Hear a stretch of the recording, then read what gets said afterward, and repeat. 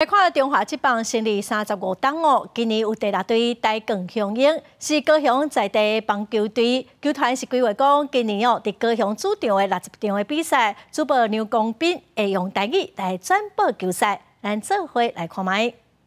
走二垒通过，二垒继续过站无停到3垒。 台更雄鹰伫主场对阵未全量的比赛，现场主播刘光斌用台语转播，听起来是真心实。台更雄鹰是今年才新军的高雄球队，球队是邀请对野球真实、主持经验丰富的刘光斌做主播，专程用台语转播比赛。刘光斌表示讲，要安怎甲华语的用词当作是台语，搁袂走精，上重要是球迷爱听有，这是伊爱一直学习的。硬要用台语讲3个起来。 3个落去足啰嗦的，我就想讲，无讲山顶山脚，当然无共字啦吼。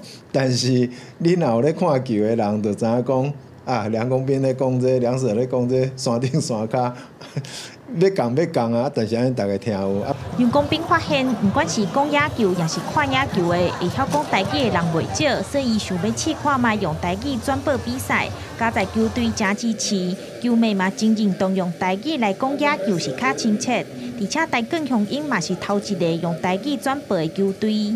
用台语来讲规场的比赛，我感觉真正无简单。啊嘛做欢喜，大家会使做这个算是第一例。所以讲因的台语传播，我感觉足好的，因为对囡仔看球会使就是一边学习台语。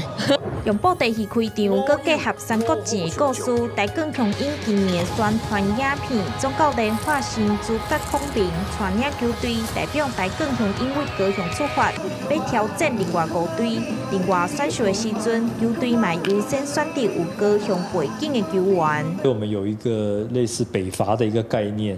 那等于是球队就用结合三国的一个方式，因为我们的总教练外号叫诸葛红中，不过在实力接近的一个情况之下，我们会倾向用高雄在地的选手。今年台更雄鹰主场的60场比赛，拢会推出台语的转播。刘光斌表示讲，开赛过外月，唔那听转播的球迷有增加，反应嘛拢袂歹。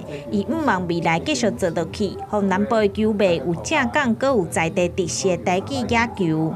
记者钟义辉、邱兆勇高雄报道。